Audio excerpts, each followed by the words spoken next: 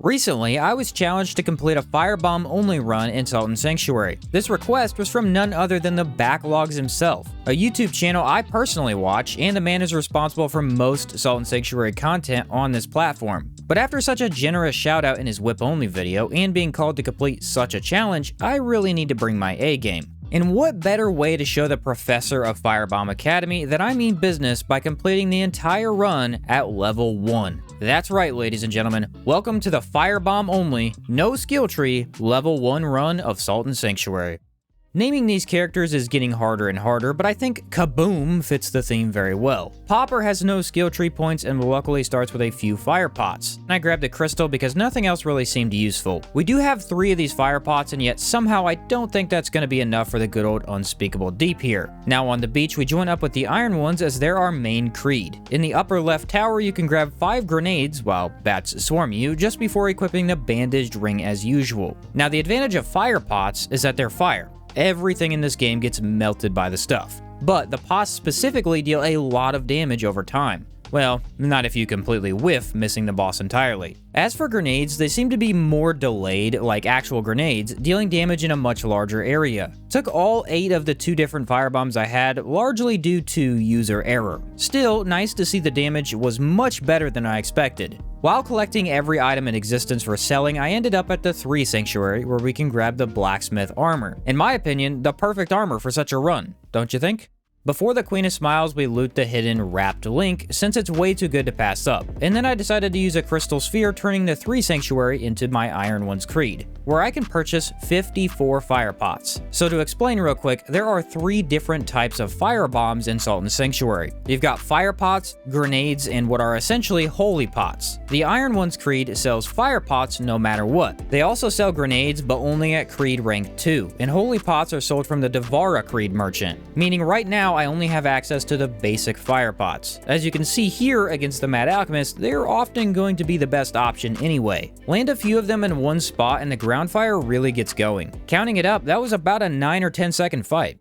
With 47 fire pots left, we should have enough to take down the Kraken Cyclops. When purchasing fire pots, I use gold coins. Salt is left for the skill tree, which we won't be using, while gold is used for all your different purchases at merchants. Every boss drops a high amount of gold, with endgame bosses dropping enough to buy really whatever you want. If you happen to die, you won't lose all your gold, but merely a percentage of it. Consider it a fee for being saved. In other words, every time I die, not only do I lose all the firebombs used for that attempt, but I also lose gold to buy more as well. Try not to go down, that's all I'm saying. Fire pots once again prove extremely overpowered with decent range and bonkers damage I did not expect. This isn't quite the point where we can't take any hits either, so a mistake or two doesn't mean much. Do make sure to aim kind of in the midsection of bosses though. Too high and it underperforms a little, too low and only the fire deals damage rather than the pot and fire. First try on every boss so far. Let's keep that train going. More gold means around 70 fire pots, an excellent amount for any boss we can access. Grabbing the hidden Kismet stone ring for better drop rates, I went to farming a small peasant wielding a dagger and wearing a brown piece of headgear. These guys drop drowned peasant ears I can use at my creed leader, or so the game would have you believe. About a half an hour later, and I never even got a single ear. This wasted my 1 damage source, and as a whole was not working.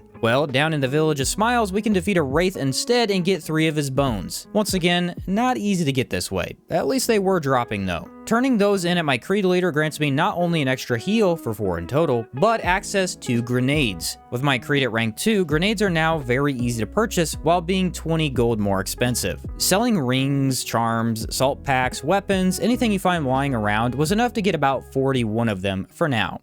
At the False Jester, we get to see grenades in full swing. These would quickly become my favorite firebomb variant as they have the most features of the 3. First off, they always delay the explosion, meaning you can kind of prep them. Throw it where the boss is heading, and usually you can get some damage to connect, keeping me safe at good distance. They also seem to deal way more damage if set off directly under the boss. leading me to believe it explodes about 3 or 4 times, possibly. I have to imagine each deals physical damage as well. The only problem is fire pots outshine them about 80% of the time. Fire's just built that way, it's really strong. So here they weren't the best option, just what I had a surplus of. What they do better than fire pots though is stagger. Holy cow, do they deal a lot of stagger. If you spam them just under a boss really quick, boom, instant knockback. 4th boss so far with a complete no-hit this time. For level 1, I'm pleasantly surprised. After collecting the totem brand, we head towards an area just outside the false Jester's arena. The gravity totem at this location has a tricky platforming aspect you might easily miss. See, there's an item at the very top of this room, but no way to actually reach it, or so it looks that way. After asking around a bit, I was able to reach a user who goes by Zypher, one of those two. He told me you could use the gravity totem to lift yourself up,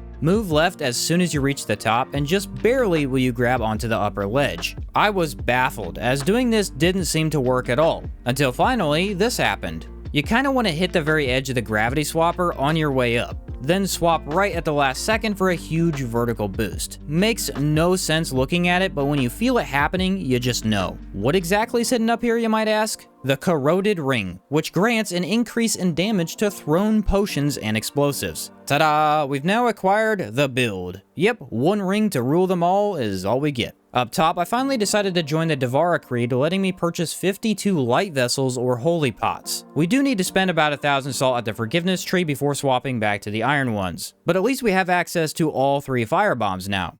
Oh crap, I might have messed up a tad. It appears that after swapping creeds, you lose your creed rank progress. I have to re-farm out ears or ribs to get my 4th heal and access to grenades. Not a great run to make such a mistake on. Luckily, the peasant just above the sanctuary happened to drop all 3 of his ears in like a minute. I was gratefully dumbfounded, but at least we can access any of the resources we need for the run. Again. The reason I wanted holy pots was because Queen of Smiles was up next. Her obvious weakness to holy makes these ideal, with them being really interesting as well. Basically, they mix fire pots and grenades together. Each instantly explodes on contact while bursting open several times, kind of raining holy in a single location for a few seconds. The stagger is decent, and with a corroded ring in hand, wowie zowie do they stomp on bosses. Jeez, this battle lasted no time at all. Get out enough of them in quick succession and there's nothing else to it. Dang, this run is easy as heck. I mean, aside from painful runs through enemies I can't waste firebombs on, the bosses are hardly as tough as Swiss cheese.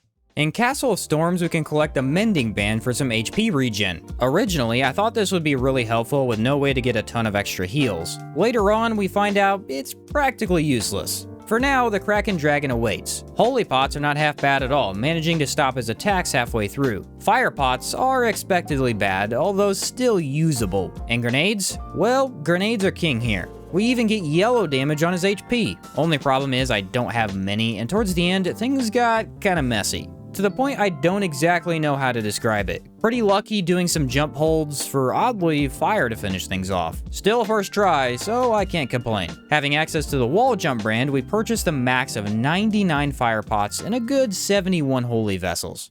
Getting through the red halls is surprisingly easy. Only had one unfortunate death while I tried my hardest not to waste any resources. At the Tree of Men, I'm both worried and somewhat prepared. Blacksmith armor helps greatly against fire, but with only 4 heals, I can't afford to be that aggressive. Fire pots work really great against the Hanging Men, as only one throw usually hits half of them at a time. Up against just the mechanism though, we switch to Holy. And heck, it's not amazing or anything, but more than doable. I play it as safe as possible, throwing 2 pots, then waiting for him to swing at me. Can you guess how it ended? With a single sliver of HP left, I couldn't quite get off another Holy pot. Seeing myself burned to ash just at the finish line. Dang it, that's not a great feeling, I have to tell you. I did have enough Holy pots for one more try, and thankfully that's all it took. Just need to be extremely careful to swap platforms at the right times. Often it can be really hard to hit his metal head, though throwing after his melees works consistently enough. Okay, not a half bad boss fight if I do say so myself. Only one problem. I don't have a guide or any horns left we can use for teleporting out of here, which prevents me from restocking on holy pots that I desperately need. After dying a few times attempting to walk back up, which, yeah, don't do that. And after seeing if there was another exit under the blue biome, pro tip, there isn't, I headed down to find a guide sitting just behind the split swordsman. Thank Devara, I was beginning to lose all hope. 63 light vessels in hand, we can now continue moving forward. With the cellar key in hand, we can unlock a wooden door, dodge a large boulder, and snag the Symbol of Affluence ring, which increases gold find rate. Obviously something I desperately need for farming if it ever comes to that, and just good to have more gold in general for this run. Getting to the Disemboweled Husk is tough on its own, with several troublesome enemy variants blocking my path. Once I finally arrived, he decided that was too easy, go do it again. This undead scallywag is a very good opponent for holy pots. He's weak to the damage and gets staggered every so often by the shower of water. None of these attacks are really a threat besides the rain of fire. The troublesome aspect of a level 1 run is twofold. There's no way to increase my stamina to allow me to throw pots or dodge more often. As I would soon find out, the more important conundrum is no increase in health. Already, I'm taking a lot more damage than usual, where eventually every attack bosses can throw at you is an insta-kill. The Second Amendment loving scallywag came really close to ending a solid attempt. Just that last bit of HP saved me for a holy shower to put him down. I then tried to reach the next sanctuary, only to find out the enemies in my way are unavoidable. Best not to waste any more gold if I can help it. Teleporting back, I can now acquire max fire pots and 51 grenades.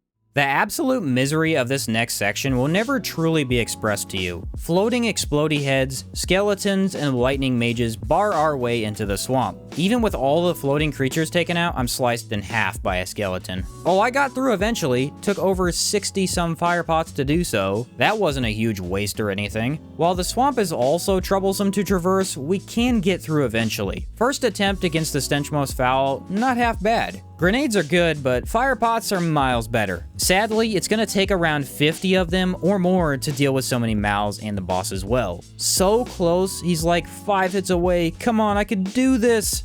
Nope, I was in a corner and poison is a one-shot. Crap. What an insanely long fight to end that way. Anytime I completely run out of firebombs, there's one option. Inside Castle of Storms, you can run down a set of stairs, drop a few levels, and use an automated contraption to shock this knight. Possibly a few skulls with a caged man are there as well. How much gold does that drop though? Sometimes you get literally nothing, other times you get 6. Next time, maybe 300, or probably 18. The unpredictable amount you receive is frustrating, on top of us needing around 10,000 gold to fully restock fire pots. To save you and me some time, I'll just tell you it takes about 30 to 45 minutes to get 10,000 gold, which must be completed almost every single time I die to a boss from this point forward. But hey, that won't happen often, I'm sure of it. Yeah, okay buddy, keep telling yourself that. As the Stench most foul really is a rough one, I decided to try out the Untouched Inquisitor instead. And hey, I've got no complaints here. Fire pots work wonders. Jumping just before throwing helps increase throwing range. Plus I have nearly mastered this floating mage by this point. We know not to use holy pots, that's for sure. Heck, getting here was 10 times harder than the actual boss. What I really enjoy is the more fire pots you throw at once, the more damage dealt at one time. Almost becoming a game of how many pots can I throw for ultimate fire. That's the second time I've no-hit this boss on the first try for these runs. Can't go wrong with that. The third lamb can often be easier if you've got a ranged option, though he's usually more tanky than other bosses by this point in the game. Holy is again terrible in this dome, leaving fire pots and grenades. Both actually perform similarly, with fire pots leading ever so slightly. Grenade stagger is nice, but it can also be a bit unpredictable, messing with your dodges when you think it's gonna stop an attack, but doesn't. Once again, I died at the very end of his HP, leaving me screaming at my monitor. Because as we all know, when the first attempt looks good, the next 12 are gonna be impossible. And so it went for some time. After whittling him down, he would reach second phase just to catch me with lightning. I really had to learn this fight to get through it. No, I don't mean just learn the moves well enough. I had to actually predict all of the attacks he would make. See the melee coming? Back out and lob from far away. Lightning even starting to get conjured? Rush in to dodge behind. 4 tries. That's all it took. Just 4 tries. But after farming 45 minutes just to restock once again, it fell far worse than that. Finally, it was over. With a Hardlight brand now in hand, I restocked on fire pots and grenades as they seemed quite effective against the foul stench of Mals. The Stench most foul is beating me down like no other. Fire pots are dealing with him and the Mals nicely, but it's way too much. I can't get rid of the Mals fast enough. Once they swarm, it's too hard to avoid poison, which instantly drops me. I even collected the Vile Vines ring to try and keep me alive, though the results weren't changing. What the heck? Such an easy boss on most occasions, yet somehow he's impossible. With around 6 ridiculously long attempts, I felt like trying something else. Dried King, please don't be harder than usual, I beg of thee. Farming out a lot of holy pots was necessary, with the difference this time being I actually won. Dried King can throw a lot of fire at you, that's true. Hard to do that though when he's being staggered constantly and overall shut down. Light vessels in general seem to be the worst firebomb option in the game. Great when bosses are weak to holy, but that's not as common as I would like. From what I could tell, they do seem to be low effort. Hit almost anywhere on the boss and your damage stays the same. Swapping to grenades halfway through, these are more fun, I can't lie. Bouncing balls under the large mage's robe for explosions to cascade upwards soon after. Waiting until he makes a move is the best bet. Lets you throw once or twice, then dodge, guaranteeing you are ready to avoid another attack. Back to first trying a boss is beautiful, and the newly acquired Dart brand should be helpful in future battles as well. With max fire pots and max grenades, I vow to finally slay that stupid floating blob.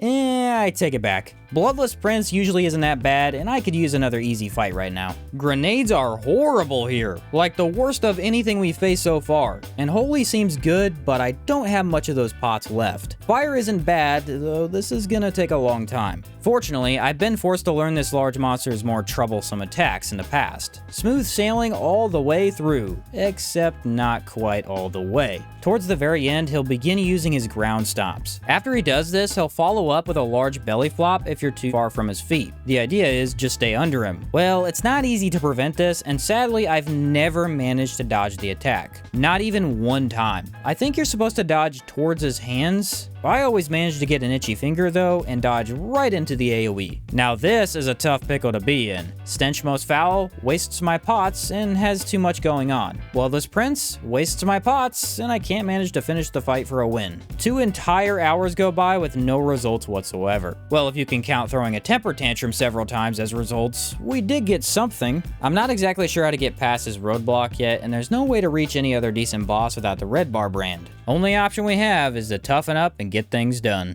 So the Bloodless Prince is a huge waste of time, meaning Stench Most Foul has to go. After what seemed like ages, I finally had a plan. Max out our fire pots and holy pots with grenades out of the equation. We can alternate between these two options at will, with fire being the only good damage against the Mals. Focusing them down is high priority, as more players on the field equals game over. And lastly, never, ever be near the Foul Ghast. Any of his attacks can and will one-shot. Running back and forth between the ends of this wooden arena proves adequate. My mistake on previous attempts was being stingy. I've got to save as many pots as possible to prevent farming, right? Nope, you gotta just throw them to the wind. Any pots missed might still connect with burn or small explosions at least. It was not easy, but at last, this grotesque monstrosity lay vanquished under my boots. Let's freaking go, dude. This was more frustrating than I ever thought possible. We quickly accept a redshift brand and head across the water. Ronin Cran was able to defeat me 3 or 4 times because now we're officially in no-hit territory for the rest of the game. Yes, here and there we will be able to survive with a sliver of HP, but consider everything one-shots for the most part. And the more active he is, the more unpredictable Ronin's moves can be. Oddly, grenades appear to be the best option. Honestly, all 3 got similar damage. Grenades, however, have that nice higher damage when they land directly under the target, so them being able to hit extra times is a huge plus. The basic plan I had is don't go near him. Stay at range until he buffs, granting a huge window of safe damage. I've probably never died to Ronin this many times in one run, with me throwing everything I had at him near the end. Okay, that looked really scary. What the heck was that knockback? Well, congratulations, ladies and gentlemen. We're officially making progress once again. At this point, we're able to fully restock into 2 firebomb types from just boss drops. Not really sure the Coveted is going to be easy, so let's at least give Mal a shot first. Oh boy, here we go again. Mal is really tough in normal runs. Although after watching more of Backlogs' Salt and Sanctuary videos, he calls her Mal. Wouldn't really be the first time my pronunciation is wrong, but tomato tomato. Try being at level 1 where even 2 of her magic projectiles drop you instantly. The good news is we're doing incredible damage with fire pots. Bad news, her second phase is crushing my very soul. I'm noticing that most bosses are very doable at first. Yet once they're past half health and gain one extra attack, things start going horribly wrong. I know how to dodge her triple melee well enough, but if she teleports just as I let off a throw, there's no time to press dodge before I'm already hammered with white magic. She's a bully as expected, but at least we can attempt the Coveted. Oh come on, these guys are huge sponges as well, and a 2v1 for goodness sake. They like to give me enough hope to keep going, just to dash at one boss later. All of a sudden, there it was, the perfect Coveted boss fight. Grenades exploding the axe whether in the air or on the ground. He's on a sliver, come on, this is my time, please!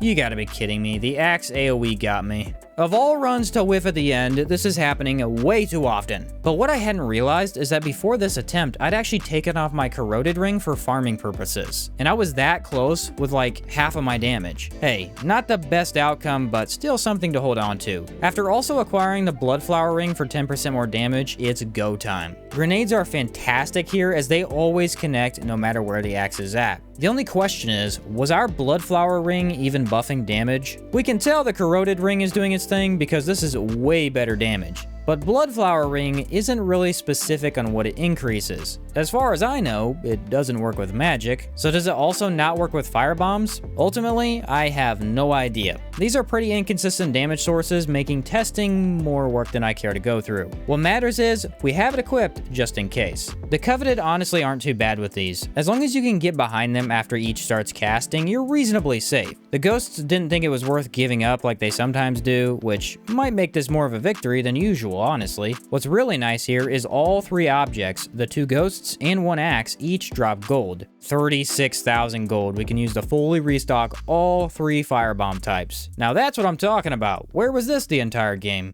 Our boy Carsjaw took 2 tries. He only took that many because I was out of room to dodge with blades erupting everywhere. His weakness to fire made me think fire pots would be number 1. Surprisingly, the grenades once again deal far better damage. Only tough thing in this fight is stamina management. Sometimes you really don't want to throw more than one bomb before getting that dodge finger ready. Otherwise, oops, no green energy left. One interesting aspect of this run was how I started to notice how small these arenas felt. Usually they feel decently large as you stay in close to melee when possible. Here, however, we try and stay at medium range always, throwing when possible, then dodging behind to back up once more. Every arena starts feeling like a cage with these huge monsters chasing me from the middle. Not gonna let that stop me though. Carsjaw buddy, thank you for not being a pain in the butt. You are appreciated, trust me.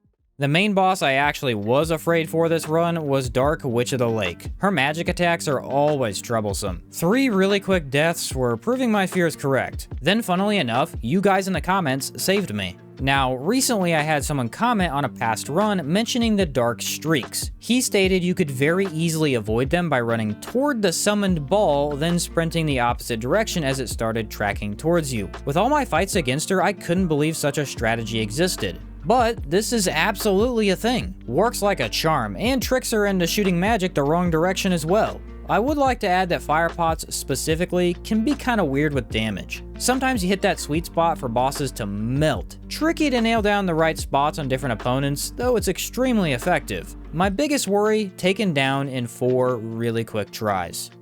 This is not the run I thought it would be.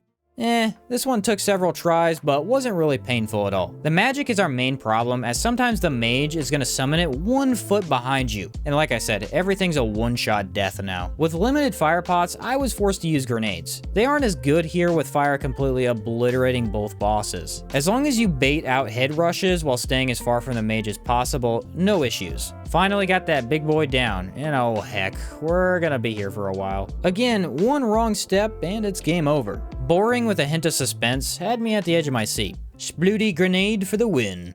We're officially at the last few bosses with around 2 or 3 errands to wrap up as well. Murdiella Mal is a tough nut to crack. We gotta beat her down sometime though. Technically speaking, you could skip her. Actually, 3 more bosses are completely optional to beat the game with firebombs only. Hardly seems fair to come this far though and not give it my all. Earlier on, the Mad Butterfly Lady crushed my many attempts. With newfound vigor, we now slap her down in a mere 2 tries. Like I mentioned earlier, fire pots are the only option for optimal damage. It doesn't appear to melt melted quickly, although sometimes the extra burn gets way more than you would expect. I don't think I've ever tried this hard at anything in my life. You need to stay out of her range 100% of the time, while also baiting the several projectiles away before she teleports. What really saved me was this smooth stretch here. She was walking towards me, and as long as I kept backing away, she wouldn't attack at all. Wow, am I lucky to be alive right now. She might not drop salt for whatever weird reason, but she does drop more gold. Thank you very much.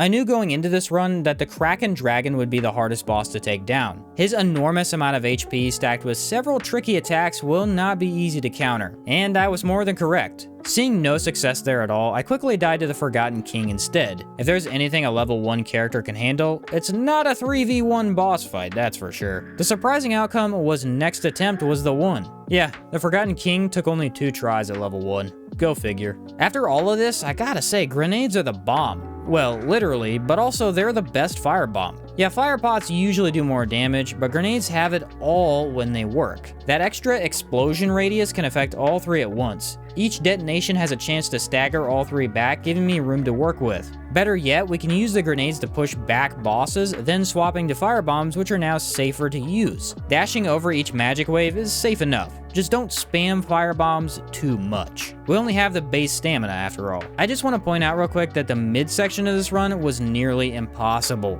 All of a sudden, these endgame bosses are a cakewalk. Nah, it didn't make any sense to me either. The Bloodless Prince does still need to be dealt with after all this time. After my many failed attempts earlier, I found Holy Pots to work the best. The flashy effect is only slightly seizure-inducing, while we just need to dodge and weave. What you might be asking is how did I manage to fix the issue from earlier though? His belly flop landing every time, always ending my long, tedious fights. I simply forced him to never do that move. If you act fast enough predicting his attacks, mainly the leg stomps, you can stop that flop every time. By dodging towards that second leg to stomp as the third connects, you're close enough where he will go back to arm melees instead. He did get me one time. Luckily, at 100% HP, we can barely survive it. This brute ate through at least an hour and a half of my life with his beefy health bar. Thank you, Holy Pots. Kraken Dragon was a battle and a half. Now, I've mentioned in the past that this boss is usually where my skill gets thrown out the window. I never really needed to learn most of his moves because healing and decent armor can kind of brute force your way through. For some reason, I can't quite figure out, that doesn't work at level 1. I don't know why, but this time I would need a foolproof way to dodge every attack he has. And thankfully, it didn't take too long to find them. Number 1 rule, don't stay close to him. His melee combo is nearly impossible to dodge from my own knowledge, but staying at medium distance prevents him from even using it. Rule number 2, don't let him back you into a corner. As we back up slowly to keep distance between him and us, he will eventually push you towards one side of the arena. As soon as you get even 3/4 of the way onto one side, roll through him. Otherwise, the magic blast from his staff will clip you with its aftershock. Then when he goes to breathe magic, in a way dragons usually breathe fire, jump up holding the throw firebomb button to completely clear it. The last problem I had to solve was his triple lightning spikes. I always get tased by these just a tad, and standing in between each prong doesn't work as the next somehow still connects to your foot, I guess. Not to mention, if you roll past him, he intelligently summons the last set of lightning spikes behind him. Turns out, if you dodge past him 3 times, you're completely out of range for that third set of spikes, granting a small but usable damage phase, and allowing us to dodge 100% of this boss's attacks every time. If we manage to pull it off, that is. Holy Pots coming in for the win once again, we vanquish the Octo Undead Dragon Monster. This means I've officially no-hit the Kraken Dragon, which I never even thought possible. Lots of firsts today. The final boss of Sodden Sanctuary at level 1 with only firebombs. That's gotta be a tough encounter, right? 3 tries. It took me 3 tries. Yeah, the Nameless God might give you trouble the first few times you fight him, but an interesting gimmick of his fight is range combat kinda nullifies a lot of his attacks. As long as you stay about one of his sword lengths away, there's nothing to it. Grenades, for some reason, did far better, even though he's weak to fire. And I just loved how this went. Easily one of the most fun boss encounters in a game when you play it like this. Chucking grenades down at my feet lets damage connect when he rushes forward. I'm able to leap onto the wall with a dash and effortlessly fly over his head for good distance. There's literally nothing this Dark Lord can do. I've mastered the Firebomb, an object sold from mere merchants. This time, I'm not cutting you down with great scissors. I'm not gunning you with a pistol. Nope, I'm taking you down with small, seemingly insignificant firebombs. And all I have to say is, kaboom. And there you have Sodden Sanctuary, beaten at level 1 with no skill tree and firebombs only. Big thanks to Backlogs for inspiring the run and giving me a chance to step into his shoes for a bit. Did I really need to do this at level 1? No, but I figured, hey, why not make this the best run it could be? All in all, I have a newfound respect for firebombs. They fall off hard in the mid-game, and I mean hard. But early on, and towards later bosses, they actually feel really powerful. I think fire pots are the best, simply because even when they're weaker, at least they work. Grenades are the second best, with some great utility packed into them, and by far the best stagger. Holy pots are good when they need to be. That's about it. I love the idea of holy water exploding onto enemies, but definitely the worst of the three. Well folks, I hope you enjoyed the video. Thanks again to Backlogs for the opportunity, thanks to all of you for watching, and I'll catch you next time.